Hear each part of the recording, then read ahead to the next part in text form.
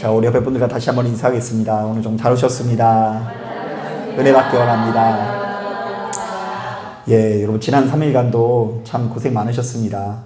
각박하고 이 버거운 세상 가운데 주님의 이름을 붙들고 의지하는 가운데 여러분들에게 꼭 필요한 응답이 내려지시게 되시기를 주님의 이름으로 축복합니다. 자, 오늘 우리가 읽은 본문은 그 예수님의 최후 기도라는 제목이 붙어 있습니다.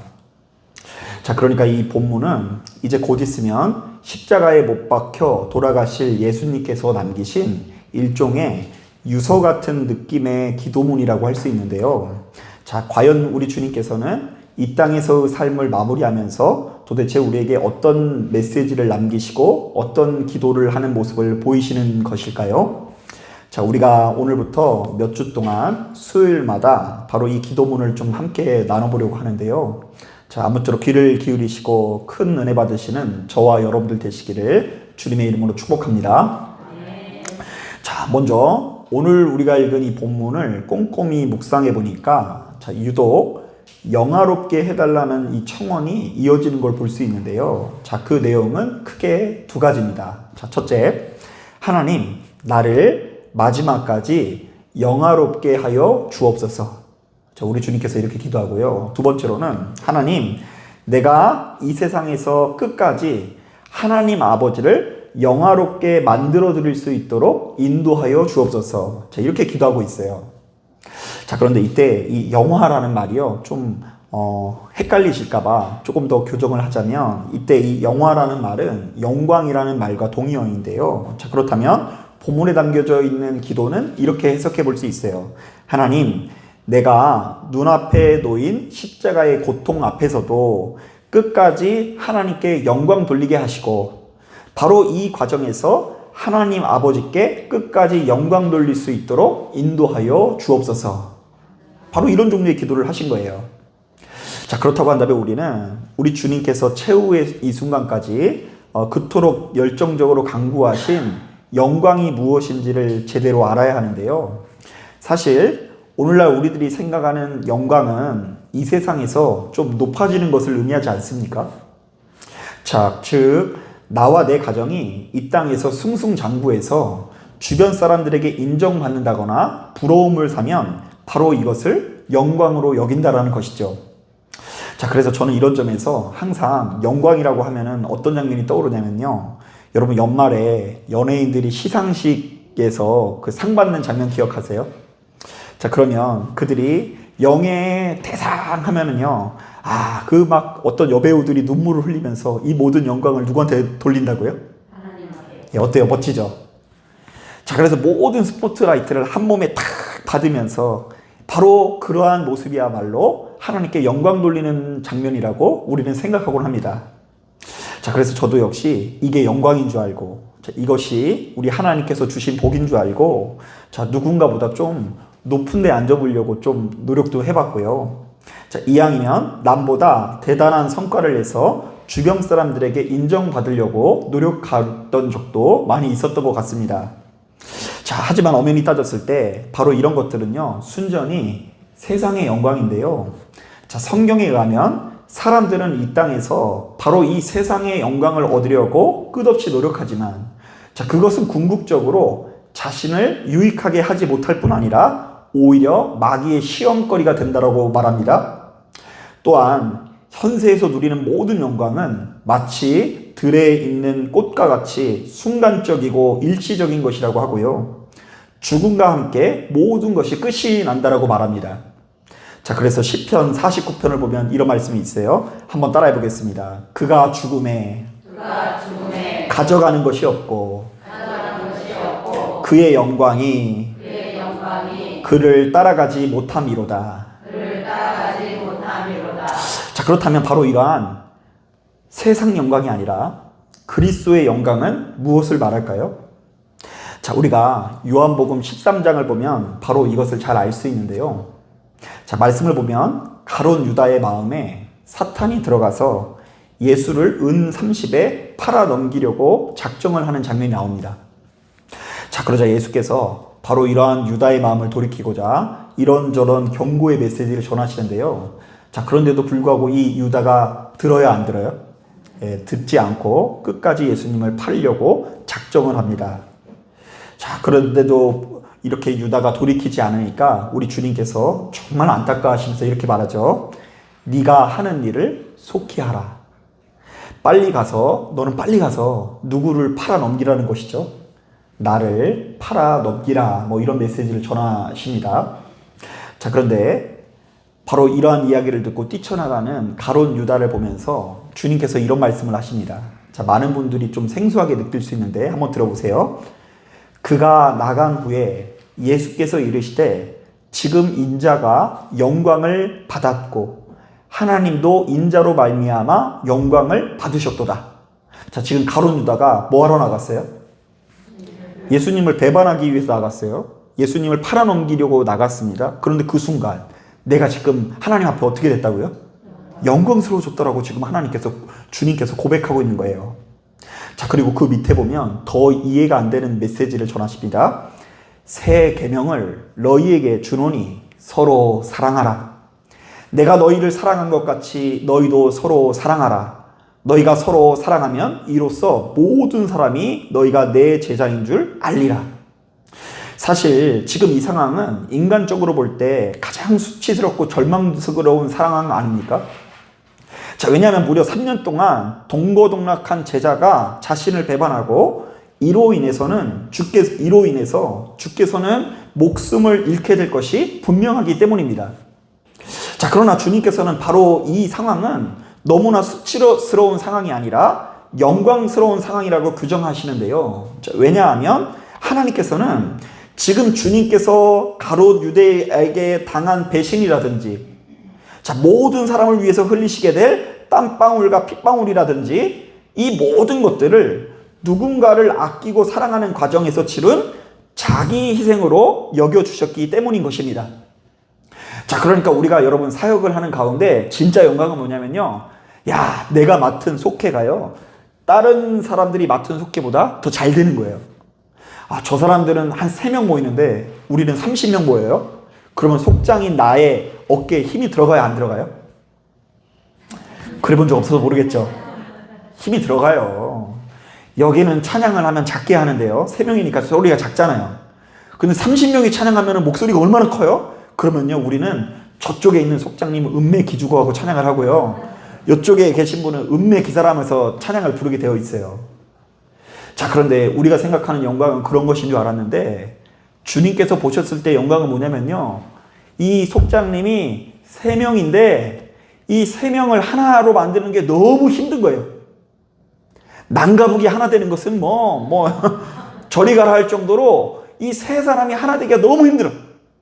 이쪽에 가니까 저 사람 욕하고 이쪽에 가니까 저 사람 욕하고 이 사방으로 그냥 3명밖에 안 되는데 흩어져 있는 이 속회를 보면서 이 속장님이 마음고생을 하기도 하고 눈물을 흘리기도 하고 때로는 모욕을 당하기도 하고 그 모든 것을 참고 인내하는 과정이 서러운데 그렇게 참고 인내하는 모습을 보면서 그 자기 희생하는 모습을 보면서 주께서 어떻게 여기신다고요?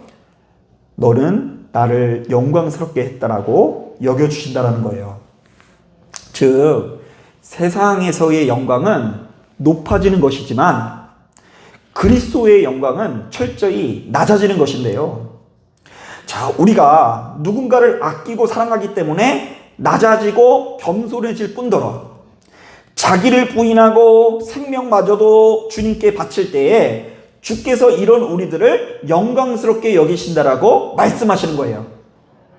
실제로 우리 주님께서 이렇게 말씀하십니다. 누구든지 자기를 높이는 자는 낮아지고 누구든지 자기를 낮추는 자는 높아지리라. 요한복음 12장 25절에도 이와 비슷한 말씀이 있습니다. 자기 생명을 사랑하는 자는 잃어버릴 것이요 이 세상에서 자기의 생명을 미워하는 자는 영생하도록 오전하리라. 자, 그래서 여러분 의외로 예수 믿는 우리들은요 날마다 높아지기 위해서 애를 쓰는 사람은 좀처럼 원하는 것을 얻어지지 못하고 낮은 곳에 있는 경우가 많이 있고요. 별로 그다지 욕심을 부리지 않고 늘상 낮아지고 겸손하고 주어진 상황 가운데 하루하루를 살아가는 가운데 나도 모르는 사이에 높아지는 모습을 많이 보게 되기도 하는 것 같아요. 이게 좀 말이 이상하죠? 자, 바로 이런 점에서 이 본문에 나와 있는 예수님의 기도는 끝까지 사랑의 형상을 잃지 않게 해달라는 기도일 수 있는데요. 자, 나를 핍박하고 조롱하는 사람 앞에서, 나를 외면하고 박대하는 사람 앞에서, 나를 무시하고 업신여기는 사람 앞에서 끝까지 십자가의 형상을 잃어버리지 않고 최후 승리를 누릴 수 있게 나를 인도해 주시라는 그 주님의 청원 기도인 것입니다. 자, 얼마 전 그 유튜브에서 그 한 의사소통 전문가의 강의를 듣고 바로 이것을 공감할 수 있었는데요. 자, 이분이 아주 오랫동안 이 수백 명의 가정을, 수백 명의 사람들을 상담을 하면서 자, 시간이 흐를수록 자녀와 부모의 관계가 불편한 관계가 되는 경우가 굉장히 많이 있더래요. 자, 우리들이 생각할 때 가장 가까운 관계가 이제 부부 관계고, 그리고 가장 사랑하는 관계가 자녀와 부모의 관계라고 하죠. 자, 그런데 생각보다 부모와 자녀의 관계가 그렇게 흘러가지 않을 수가 있다라는 경고를 하더라고요. 자, 그러면서 이분이 여러 차례의 이 상담 그 자료들을 이용해서 그 자녀와 불편한 관계가 되는 부모들의 특징 3가지를 이렇게 추려보았대요. 그 강의를 하는데요. 먼저 첫 번째, 자연의 섭리상 이 부모가 자녀를 낳으면요, 자녀들이 유년기에는 사랑이라는 이름으로 꼭 붙어 있어야 하고, 청소년기에는 사랑이라는 이름으로 좀 떨어져 줘야 한다고 합니다. 이게 사랑이에요. 그러니까 이제 어릴 때는 사랑이라는 이름으로 뭐 하라고요? 붙어 있고, 그리고 좀 이미 크면 클수록 내가 껴안고 싶어도 사랑이라는 이름으로 이렇게 떨어져 줘야 한대요. 모르는 척 해주고. 자, 그런데 안타깝게도 무수히 많은 부모들이 바로 이런 자연의 순리를 거슬른다고 합니다. 자, 유년기 때, 어릴 때는요, 귀찮은 거예요, 이게. 너무 귀찮아. 나의 자유를 다 방해하는 것 같고, 그래서 철저히 좀 떨어뜨리려고 하고요. 그리고 요즘 막 그런 거 아세요? 그 엄마 찬스 이런 거 다 들어보셨어요? 엄마 찬스, 장모님 찬스 이런 거 들어보셨어요? 이 찬스가 뭐냐면요, 애들이랑 어떻게 할 찬스예요? 떨어질 수 있는 찬스예요. 자, 그래서 유년기에는 귀찮고 힘드니까 철저히 떨어지려고 하고요. 이제 청소년기 때부터는 이제 부모가 좀 적적하고 외로우니까 품에 콕 끼고 구속하고 이렇게 통제하려고 한다고 이렇게 하더라고요. 그래서 여기서부터 이제 모든 불행이 시작되는 경우가 많대요. 자, 이 사랑의 작용에 뭐가 문제가 생겼다는 것이죠. 자, 두 번째, 부모가 자신의 판단이나 지식을 지나치게 확신한 나머지, 자, 이 사람이 벌써 성공한 거예요. 부모가 자기가 어려운 여건 가운데 자수성가를 하고 출세를 했어요. 자, 그러니까 자녀들을 인격체로서 존중해주지 않을 때, 바로 그때에 이 부모와 자녀 사이가 어긋난다고 하더라고요. 사실 자녀는 그 자체로 한 사람의 인격체로서 어떤 말을 하든 어떤 생각을 하든 그 존재 자체를 안 해주고 충분히 존중해줘야 하는데, 자, 그런데 안타깝게도 무수히 많은 분들이 자녀가 무슨 말만 하면 쥐어박는 소리를 한다는 거예요. 네가 뭘 몰라서 그런다. 자, 네가 이쁘기를 하냐, 돈이 많기를 하냐, 잘하는 것이 뭐가 있냐, 이렇게 말하는 사람이 누구예요? 부모인 경우가 많다는 거죠. 엄마가 인생을 살아보니 네 말은 말도 안 되는 것이다. 뭐니 해도 좋은 대학 나와서 좋은 직장에 들어가야 네가 인정받고 대우받을 수 있는 것이다. 이렇게 아무리 옳은 얘기더라도요, 자신의 얘기를 일방적으로 하는 관계가 되어지는 가정은 서서히 멀어진다고 합니다. 자, 그리고 세 번째로는요, 부모가 입만 열면 끊임없이 의무와 도리를 요구할 때 갈수록 불편한 관계가 된다고 말합니다. 자, 이른바 너는 나의 자녀이기 때문에 1년에 몇 번은 뭘 해야 되고, 나한테 이렇게 해줘야 되고, 너는 우리 집안의 기둥이기 때문에 저렇게 해야 되고, 좌우지간 부모가 자신도 모르는 사이에 자녀에게 이런저런 부담을 주다 보면 바로 그 자녀는 부모로부터 서서히 멀어진다라고 하더라고요.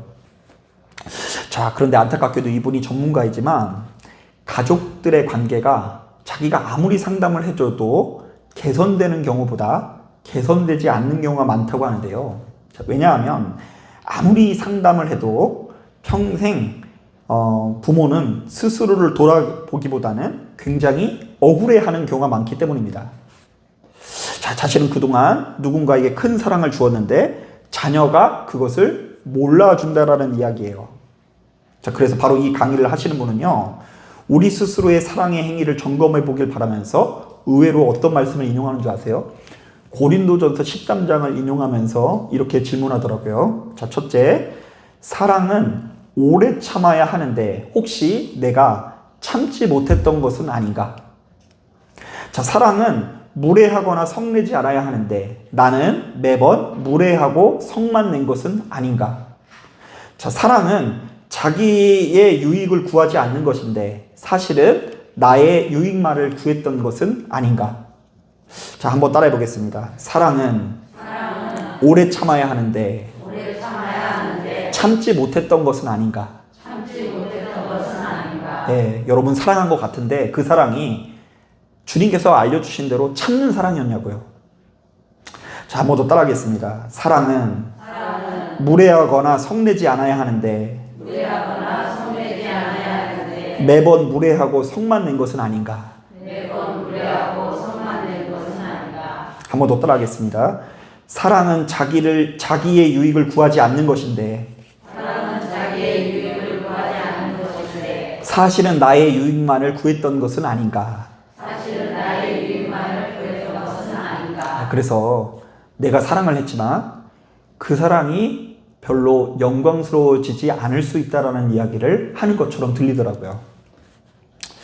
자, 여러분, 예수 안에서 가장 영광스럽고 영화로운 자는 자기를 희생하면서까지 누군가를 아끼고 사랑하는 사람이고요. 예수 안에서 가장 초라하고 허물 많은 자는 모든 것이 자기중심적이어서 타인에게 베풀 줄 모르는 사람입니다. 이게 왜 무서운 말씀인 줄 아세요? 자, 요한일서를 보면 이런 말씀이 있어요. 하나님은 사랑이시라. 사랑 안에 거하는 자는 하나님 안에 거하고 하나님도 그의 안에 거하시느니라. 자, 사랑 안에 거하는 자가 누구 안에 거하는 거라고요? 하나님 안에 거하는 거래요. 자, 그런데 그 밑에 말씀이 참 무서워요. 들어보세요. 이로써 사랑이 우리에게 온전히 이루어진 것은 우리로 심판날에 담대함을 가지게 하려 함이니 주께서 그러하신과 같이 우리도 이 세상에서 그러하니라. 사랑 안에 두려움이 없고 온전한 사랑이 두려움을 내쫓나니 두려움에는 형벌이 있음이라. 두려워하는 자는 사랑 안에서 온전히 이루지 못하였느니라. 자, 온전한 사랑이 무엇을 내쫓는다고요? 두려움을 내쫓나니 두려움에는 형벌이 있습니다. 자, 사랑하는 사람이 형벌을 피할 수 있대요. 자, 우리는 이 사랑하라는 말을 별로 소중하게 생각 안 해요. 우리는 이제 주로 이렇게 하면 복을 받을 것입니다. 돈 많이 벌게 될 것입니다. 인생이 잘 풀릴 것입니다. 무병장수 형통할 것입니다. 이런 것만 열광하죠. 우리가 정말로 사랑해야 된다라는 말에 열광하지 못하는 경우가 많은데요. 왜냐하면 이 사랑하라는 말이 그저 윤리인 줄 알고 누군가에게 갖는 감정인 줄만 알기 때문에 그렇습니다. 자, 그러나 예수 믿는 우리들에게는요, 사랑이 심판이랑 연결되는데요. 자, 일단 우리가 이 땅에서 사랑하는 자만이 영광스러운 삶을 살고 사랑할 줄 모르는 사람은 철저히 고통스럽고 괴로운 삶을 살 수밖에 없다는 이야기를 하고 있는 거예요. 한번 따라해 볼까요? 온전한 사랑이 형벌을 내어 쫓는다. 예, 바꿔 말하면 우리가 온전히 일평생 사랑하지 못하면 우리의 삶이 나도 모르는 사이에 형벌이 찾아올 수밖에 없음을 경고하는 말씀인 거야. 돈이 없는 게 형벌이 아니라 사랑 없는 거, 친구 없는 거, 머리 둘 곳 없는 것이 형벌이라는 이야기를 하는 것이죠. 사실 저도 우리 중에 가장 젊은 사람 아닙니까? 자, 그런데 이제 저 나이만 하더라도요, 제가 모든 면에서 연약하지만 옆에서 아무런 조건 없고 대가 없이 이 사람 저 사람이 사랑을 베풀어 주셔서 힘을 낼 수 있는 거예요. 자, 그리고 이 자리에 계신 여러분들이 이 사랑을 나누어 주기 때문에 주어진 순간순간마다 제가 천국을 누릴 수 있는 것입니다. 자, 그러니까 이제 이 자리에 계신 우리 성도님들 한 분 한 분이 이렇게 그 사랑을 베풀어 주실 때마다 참 좀 감개무량하고요. 그리고 가깝게는 저희 사모님이 저를 얼마나 이뻐해 주시는지 몰라요. 아껴주시고 사랑해 주시면 그 사랑의 힘을 바탕으로 내게 찾아온 여러 가지 두려움을 이기고요. 이런 온기가 없으면 내가 이 세상을 어떻게 살아갈까 하는 그런 이렇게 마음을 갖곤 합니다. 그 며칠 전에 그 우연히 그 예능 프로그램을 이렇게 틀었는데요. 그 연예계에서도 소문난 자산가라고 알려져 있는 한 연예인이 딱 나오더라고요. 자, 그런데 그 연예인이 이제 굉장히 늦은 나이에 결혼을 해가지고요. 이제 46살 정도에 이제 아이를 처음으로 출산을 하게 되었다고 하더라고요. 남자분이에요. 자, 그런데 이제 아이를 낳고서 이제 결혼하니까 뭐가 좋냐고, 뭐 이제 지금 인생에 있어서 가장 행복한 게 뭐냐, 뭐 이런 종류의 질문을 했어요. 그러니까 그렇게 많은 자산가가 이런 얘기를 하더라고요. 그 하루는 이분이 연예인이다 보니까 그 아이랑 같이 걸어가다가 버스 정류장을 지나가는데 그 버스 정류장에 아빠 얼굴이 광고로 이렇게 나오더래요. 그 광고로 딱 나오니까 얘가 되게 좋죠. 그래 다음 정거장을 지나갔는데 거기는 이제 아빠 얼굴이 없더래요. 그래서 그 아이가 물어봤대요. 아빠, 저기는 왜 아빠 사진이 있는데 여기는 아빠 사진이 없어? 그러니까 이 아빠가 좀 이렇게 현실적으로 설명해 준 거예요. 이게 얘야, 여기 이런 얼굴을 붙여놓는 게 공짜가 아니란다. 다 돈을 내고 붙이는 거야. 그런데 저기까지는 우리가 돈을 내서 이 아빠가 나오는 뭐를 선전하기 위해서 이렇게 붙여놨지만 저기는 아빠 그 돈이 안 들어가서 그렇다라는 취지의 설명을 합니다. 그랬더니 이 아이가 그러더래요. 아빠, 그러면 내가 가지고 있는 돈이 좀 있으니까 초등학교밖에 안 된 애가 내가 가지고 있는 돈이 좀 있으니까 이걸 가지고 아빠 사진 좀 저곳에 다 붙여놓자 이러면서 네가 돈이 어디 있어? 이러니까 나 세뱃돈 받은 것도 있고 용돈 받아놓은 게 엄청나게 지금 많다고 해가지고 진짜 그 자기가 가지고 있는 돈을 다 주려고 하더래요. 자, 그러니까 이분이 그냥 같이 딸이랑 차를 타고 가다가 갑자기 눈뽕이 터져가지고 그 수억 원의 자산이 있는데도 불구하고 연예계에서 소문난 자산가인데도 불구하고 그게 별거 아니고 딸로부터 내려오는 그 온기로 이 맛에 딸을 키우는구나, 이 맛에 이 세상을 살아가는구나 라는 것을 깨닫게 되었다고 합니다. 여러분, 사랑하는 것은 인생의 형벌과 인생의 열매와 연결되는 문제입니다. 자기밖에 모르는 사람은 열매 맺을 수 없고요. 최후 심판날 형벌을 받게 마련입니다. 성공했다라고 열매를 맺는 것이 아니라, 출세했다라고 우리의 인생이 달콤해지는 것이 아니라 충분히 사랑을 심고 그 사랑의 관계를 맺을 때에 우리의 인생이 시간이 지날수록 영광스러워진다는 것을 여러분 시간이 지날수록 붙들고 깨달아야 될 줄로 믿습니다. 아멘. 자, 그러니까요, 우리는 늘상 옆에 있는 누군가에게 자꾸 돈 가져 주려고 하지 말고요, 명예를 가져다 주려고 하지 말고, 자녀들에게도 뭐 대대소서 먹고 살 수 있는 물질을 가져다 주려고 하지 말고, 어차피 가져다 줘도 뭐 그냥 부자가 망하는 거 한순간이에요. 아무리 많이 해도 돈이 많으면 더 크게 망할 수도 있다니까요. 그것을 감당하지 못하면. 순간순간 우리가 예수를 믿기 때문에 끝까지 사랑의 온기를 베풀어 주는 사람이 참 영화로운 사람, 참 영광을 누리는 사람인 것을 믿으시고, 시간이 지나면 지날수록 참 영광스러운 형상을 회복하시는 저와 여러분들 되기를 주님의 이름으로 축복합니다. 아멘. 자, 기도하겠습니다.